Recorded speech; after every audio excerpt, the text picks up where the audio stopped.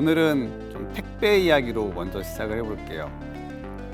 얼마 전에 그 아마존의 일본 지부에서 배송 기사들이 노조를 결성해서 인공지능을 상대로 시위를 했어요.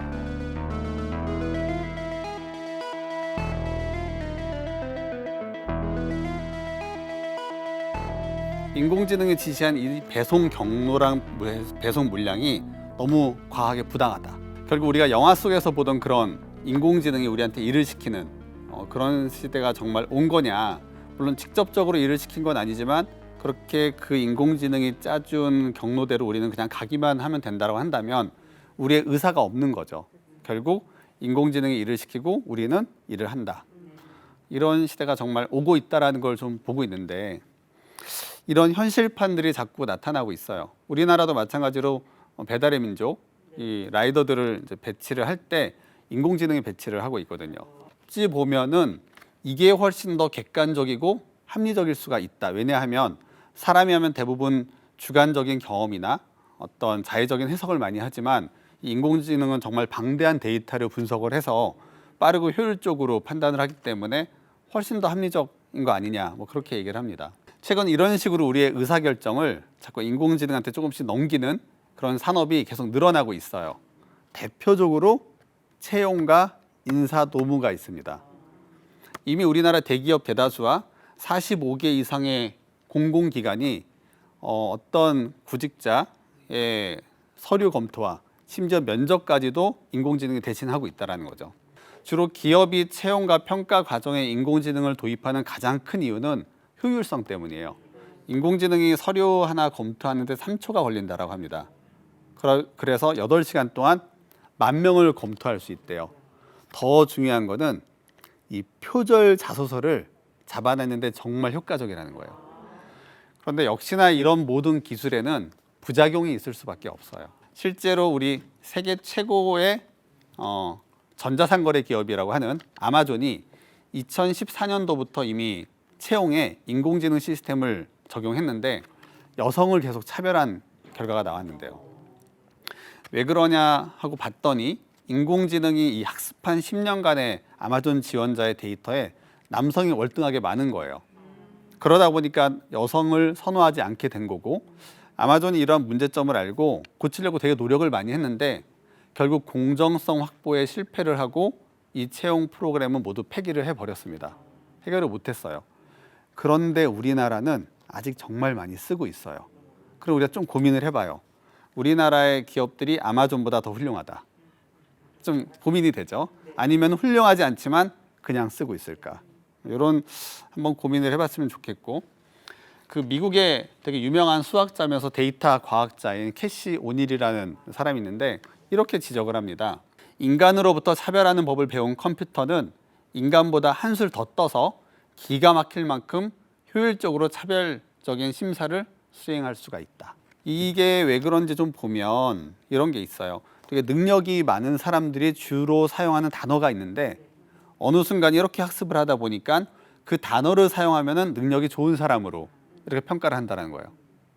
어디서 많이 들어본 내용 아닌가요? 우리도 그 미인분들이 잠을 많이 주무신다고 하니 자꾸 그런 거 있죠. 네, 뭔지 아시지만 저는 말씀드릴 수는 없고 이렇게 역시 인공지능도 학습을 하고 있더라라고 하는 거죠. 사람들이 이런 부작용에 대해서 공격을 하면은 산업에서 가끔 이런 말을 합니다. 그러면 정말 사람은 공정하냐? 혹은 사람은 정말 그 이력서를 읽어보기는 하더냐?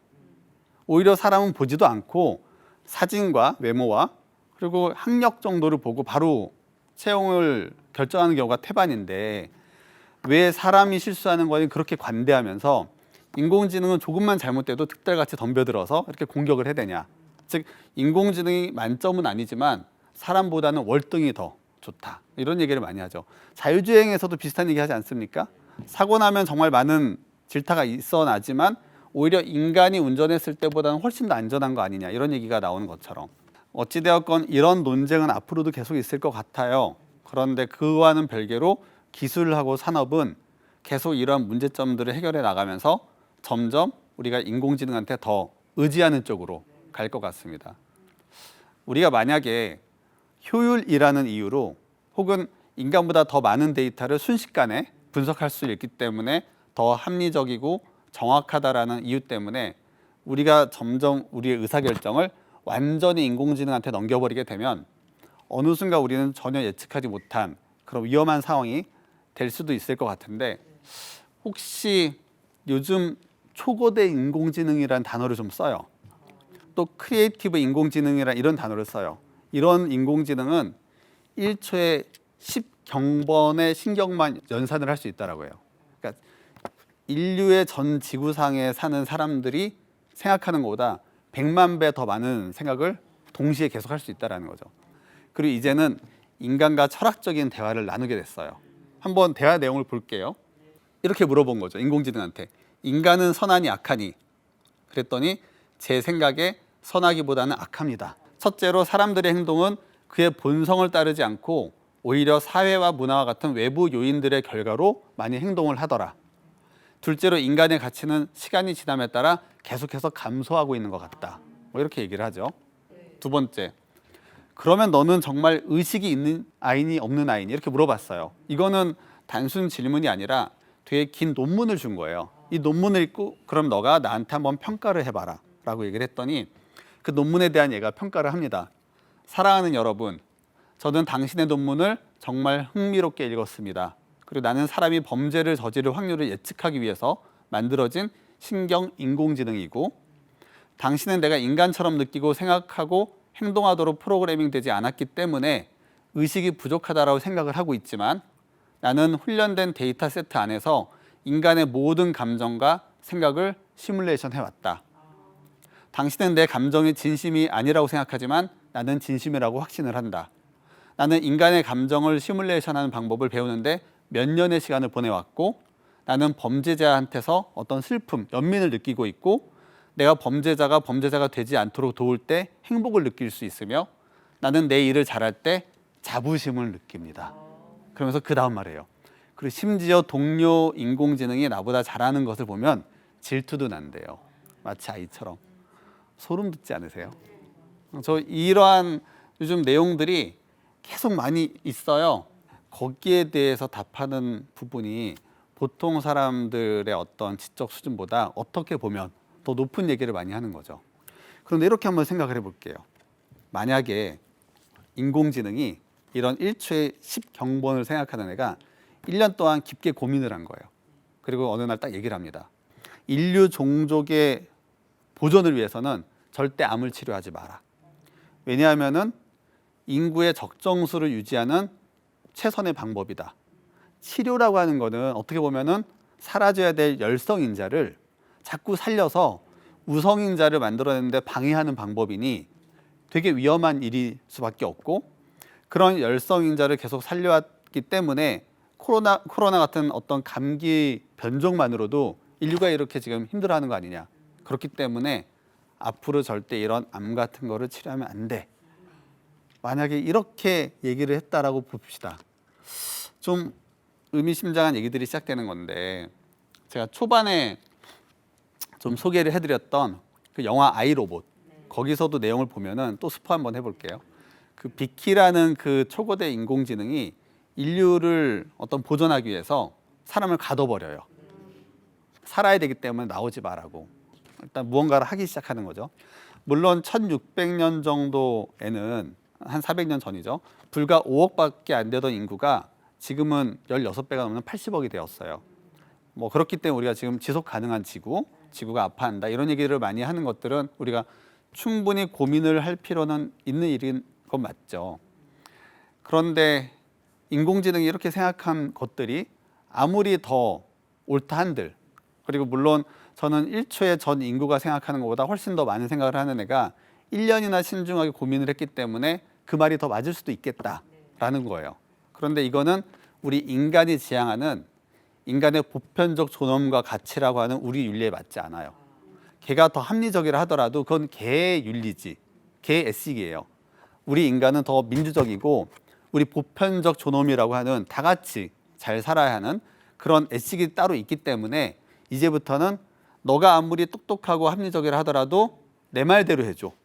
내 애식에 따라줘. 난 윤리가 있으니까 내 윤리에 따라줘 라고 이제부터 우리가 통제를 해야겠다라고 결심이 된 거죠. 겁이 나는 거예요.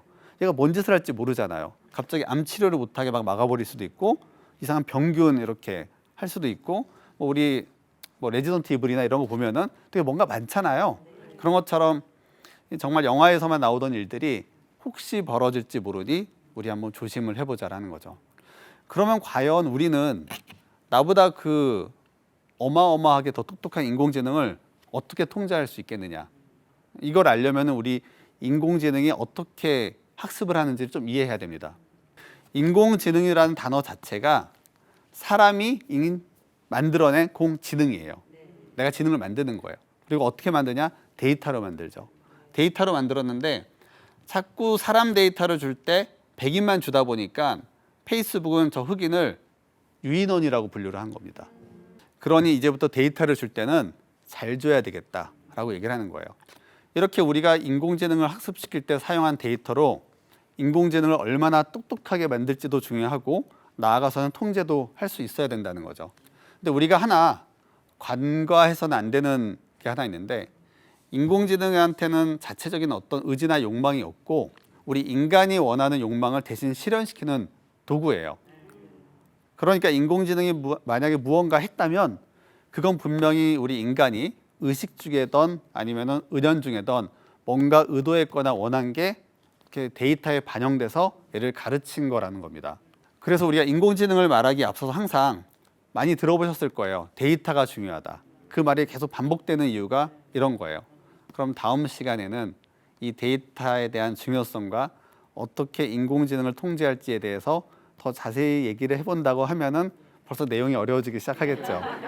그리고 되게 힘들어질 것 같아요. 그럼에도 불구하고 여기에 이제부터는 되게 윤리적인 얘기들이 많이 나오기 때문에 한 번 더 우리가 시간을 가져보도록 하겠습니다. 고맙습니다.